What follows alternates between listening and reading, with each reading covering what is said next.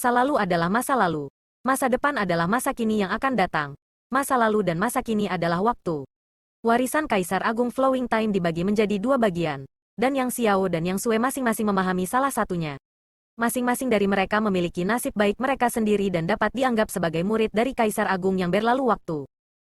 Karena kultivasi Yang Sui di masa lalu, dia dapat membalikkan waktu sampai batas tertentu, seperti bagaimana dia dapat menggunakannya pada Wind Monarch dan Yang Kai. Dengan meminjam kekuatan jam pasir yang tak ada habisnya, Yang Sui mampu mengembalikan umur Yang Kai yang hilang. Jadi bagaimana mungkin itu bukan semacam waktu mundur? Mengandalkan kekuatan jam pasir, Yang Sui dapat dengan cepat memulihkan kondisi fisik Raja Angin ke titik tertentu. Melihat keterkejutan di mata Yang Kai, gadis kecil itu terkikik. Meskipun teknik ini tidak lemah, ia memiliki keterbatasan. Kekuatan adik perempuan ini tidak dapat menghidupkan kembali orang mati, bahkan tidak berdaya melawan beberapa luka fatal. Seolah-olah dia telah melihat melalui pikiran Yang Kai dan berkata begitu. Baru kemudian Yang Kai mengangguk. Ketika dia mendengarnya mengatakan bahwa dia dapat membalikkan waktu, pikiran pertama Yang Kai adalah menghidupkan kembali orang mati. Jika hukum waktu benar-benar sangat kuat, maka begitu seseorang meninggal di depan Yang Sui, tidakkah dia dapat menghidupkan kembali orang mati hanya dengan satu kali mundur? Jika itu masalahnya, maka kekuatan ini terlalu berharga. Namun, setelah mendengarkan kata-kata Yang Sui, Yang Kai menyadari bahwa hal seperti itu hanyalah fantasi. Jika hukum waktu benar-benar sangat menentang surga, maka Kaisar Agung Waktu mengalir pun tidak akan jatuh. Dia, yang benar-benar memahami hukum waktu, seharusnya bisa hidup selama dunia. Kultivasi seorang kultivator menantang surga, tetapi mereka harus mengikuti kehendak surga. Mengganggu hidup dan mati berada di luar jangkauan kemampuan seorang kultivator. Yang Sui melanjutkan, karena kami mengolah warisan Kaisar Agung, Xiaoer dan saya dapat mengendalikan artefak ini. Dia jelas mengacu pada jam pasir tak berujung di tangannya. Ketika Yang Xiao muncul barusan, dia telah mengambil jam pasir tak berujung dari tangan Raja Angin. Dan Yang Sui bahkan tidak menunjukkan tanda-tanda melakukan apapun sebelum secara langsung mengaktifkan kekuatan jam pasir tak berujung. Semua ini terkait dengan ratusan tahun kultivasi mereka. Mereka mengolah warisan ortodoks Kaisar Agung Waktu mengalir. Dan jam pasir tak berujung adalah harta asal Kaisar Agung Flowing Time. Itu adalah sesuatu yang ditinggalkan di sini untuk pewaris. Jadi tentu saja, mereka dapat dengan mudah mengendalikannya. Ini adalah sesuatu yang tidak pernah bisa dibandingkan dengan Raja Angin. Bahkan jika Raja Angin menghabiskan 100 tahun untuk memperbaikinya. Berbicara tentang jam pasir tak berujung, wajah Yang Sui menunjukkan sedikit rasa bersalah. Xiaoer dan saya sudah tahu bahwa ada harta karun di kuil ilahi. Tetapi Paman Qiongqi mengatakan bahwa kita hanya boleh mengambilnya setelah kita berhasil berkultivasi. Siapa yang mengira itu akan membuat kakak menderita? Petik 2. Ini bukan salahmu. Ini salahku karena menderita bencana ini. Yang Kai melambaikan tangannya. Sebelumnya, dia menyalahkan Qiongqi karena tidak mengambil artefak Kaisar Agung dan membiarkan orang luar mengambilnya secara gratis. Tetapi sekarang tampaknya apa yang telah dilakukan Qiongqi bukan tanpa alasan. Jam pasir tak berujung adalah artefak Kaisar Agung. Dan meskipun dibiarkan bagi mereka yang ditakdirkan untuk mendapatkannya, jika mereka menyentuhnya terlalu dini, itu tidak akan baik untuk budidaya Yang Xiao dan Yang Sui. Hanya dengan memperkuat fondasi mereka dan mendapatkan artefak ini mereka dapat mengendalikannya sesuai keinginan mereka. Jika tidak, mereka tidak akan dapat berkultivasi dan hanya akan kehilangan diri mereka sendiri di depan kekuatan artefak ini, yang memengaruhi kultivasi mereka. Yang Sui, di sisi lain, mengerutkan kening dan berbalik untuk melihat Raja Angin yang dipukuli oleh Yang Xiao. Bertanya dengan bingung. Apakah kakak tahu bagaimana orang ini memasuki kuil ilahi dan bagaimana dia memperbaiki artefak ini? Petik 2. Berbicara secara logis, Flowing Time Temple telah lama disegel. Jadi kecuali mereka membukanya dari dalam, tidak ada yang bisa membuka pintu masuknya. Tapi sekarang, tidak hanya seseorang yang membuka kuil. Mereka bahkan telah mengambil jam pasir yang tak ada habisnya dan memperbaikinya. Ini membuat Yang Sui agak bingung. Jika dia hanya menyempurnakan jam pasir tanpa akhir, itu tidak akan menjadi masalah besar. Setelah pertempuran antara Raja Angin dan Yang Kai, dia tidak punya pilihan selain menggunakan kekuatan jam pasir untuk mengaktifkan kekuatan perlindungan kuil ilahi dan memperkuat dirinya sendiri. Dengan serangan Wind Chaser, seluruh Flowing Time Temple mulai bergerak, membangunkan Yang Xiao dan Yang Sui dari kultivasi mereka. Kalau tidak, mereka berdua tidak akan tahu bahwa begitu banyak hal telah terjadi di dalam kuil ilahi. Namun, itu juga berkat tindakan Raja Angin sehingga Yang Kai dapat bertahan. Jika tidak, Yang Kai benar-benar harus bersembunyi di dalam dunia kecil yang misterius. Yang Kai menghela nafas dan secara singkat menjelaskan pertemuannya dengan Raja Angin dan Demonic Heavenly Dao. Dengan fokus pada keberadaan sisa-sisa Kaisar Agung. Mendengar ini, alis Yang Sue berkerut saat dia mengangkat tangannya dan membuat gerakan menggenggam. Seekor raksasa tiba-tiba muncul di depan mereka. Seekor binatang buas raksasa yang ganas dengan aura yang menakutkan. Jika bukan Kyongki, siapa lagi? Namun, seperti ketika Yang Kai pertama kali menemukannya, monster ini masih tertidur lelap, bernapas dengan keras.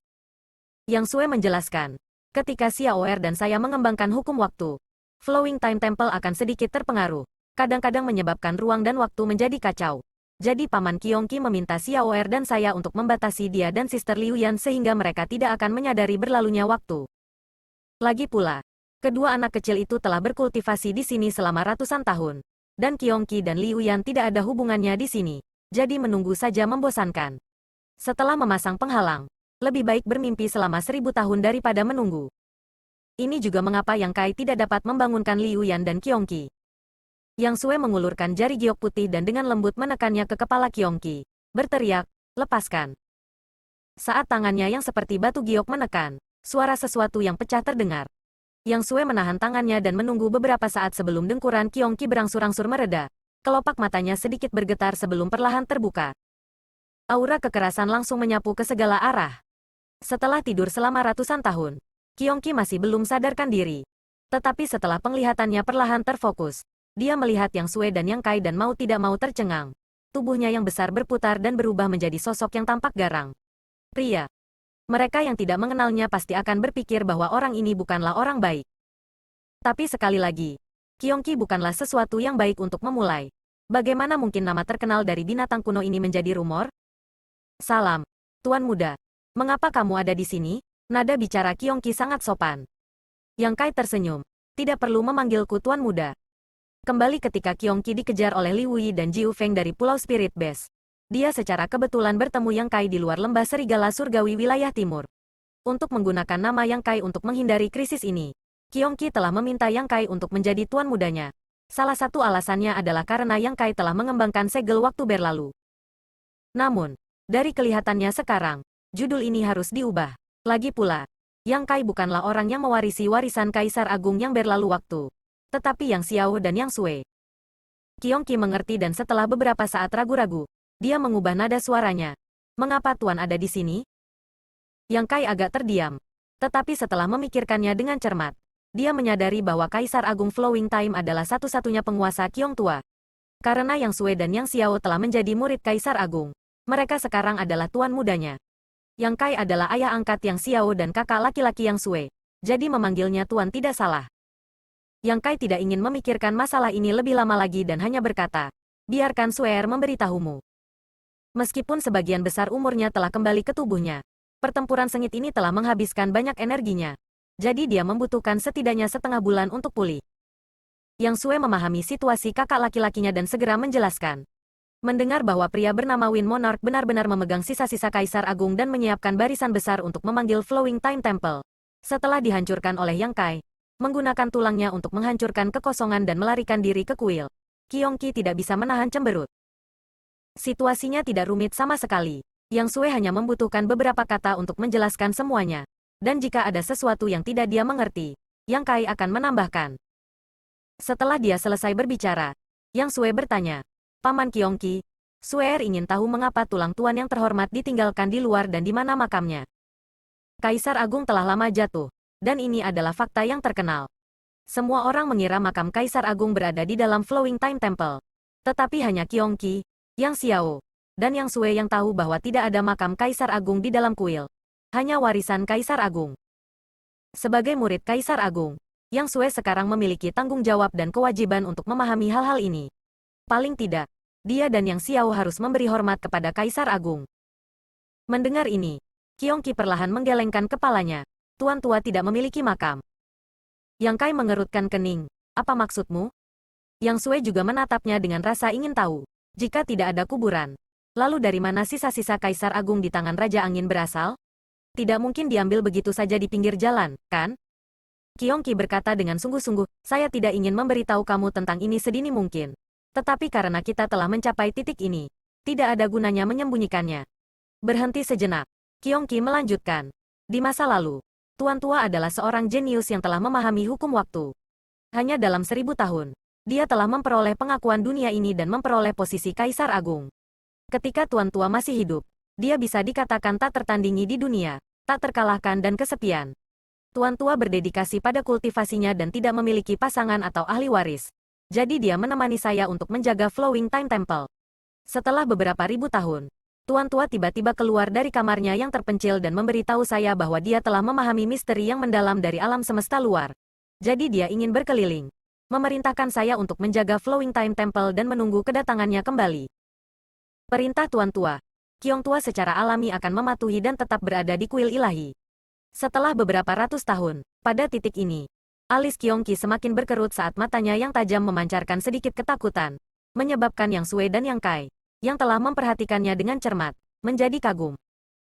Qiong Qi adalah binatang buas kuno yang telah menemani Kaisar Agung waktu mengalir selama bertahun-tahun yang tak terhitung jumlahnya.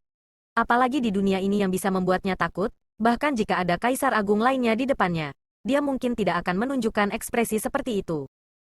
Tetapi pada kenyataannya, mata Old Qiong menunjukkan sedikit ketakutan, dan bahkan suaranya sedikit bergetar. Beberapa ratus tahun kemudian, jam pasir yang tak berujung tiba-tiba menerobos langit dan kembali ke kuil ilahi. Di dalam jam pasir ada sisa-sisa wasiat Tuan Tua, kehendak yang tersisa tidak jelas, tetapi makna di baliknya tidak dapat lebih jelas. Ada bahaya besar di alam semesta luar, dan Tuan Tua telah mati. Petik 2. Begitu dia selesai berbicara, Yang Kai merasakan hawa dingin mengalir di punggungnya saat merinding menutupi tubuhnya.